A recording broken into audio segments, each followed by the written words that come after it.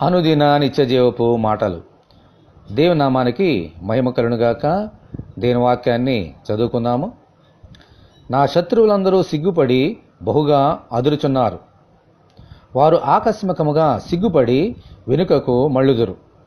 కీర్తనల గ్రంథము 6వ అధ్యాయము 10వ వచనం. దేవుని నీతికి వ్యతిరేకముగా పాపం చేయమని అనేక మంది దావీదును ప్రేరేపించినప్పటికీ దేవునికి వ్యతిరేకముగా అతడు పాపము చేయలేదు. వారి చేతి నుండి తప్పించమని దేవునికి ప్రార్థన చేశాడు. దేవుడు అతని రోదన ధ్వని విని వారి బారి నుండి తప్పించి వారు సిగ్గుపడినంతగా దావీదును హెచ్చించి తన ప్రజలను పాలించడానికి ఏర్పాటు చేసిన రాజ్య సింహాసనం మీద కూర్చుండబెట్టారు. దేవునికి స్తోత్రము కలుగునుగాక. ఆమేన్.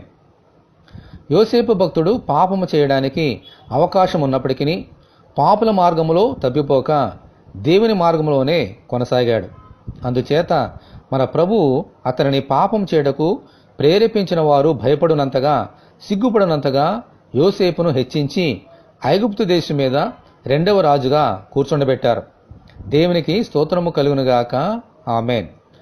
ఎన్ని శోధనలు వచ్చినా మనము దేవుని మార్గం నుండి తప్పిపోక ఆయననే పట్టుకుంటే మన శత్రువులు సిగ్గుపడినంతగా మనల్ని వారి ఎదుట హెచ్చించి దీవిస్తారు. ఆమేన్. హల్లెలూయా. ఇటువంటి కృప కొరకు మనమందరము దేవుని ప్రార్థన చేసుకుందాము. ప్రభువా, మీరు ఏర్పాటు చేసిన సత్యమైన మార్గమునకై మీకు వందనములు. మీ మార్గము నుండి తప్పిపోకుండానట్లును మా శత్రువులు మమ్మలను చూసి సిగ్గుపడినట్లుగా మమ్మలను దీవించమని, ఈ వాక్యము వింటున్న నీ బిడ్డలందరినీ అలాగున దీవించమని ప్రభువైన యేసుక్రీస్తు ద్వారా ప్రార్థన చేయుచున్నాము తండ్రి. ఆమేన్.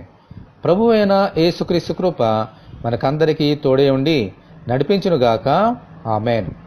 పరిశుద్ధ దేవుని మందిరం.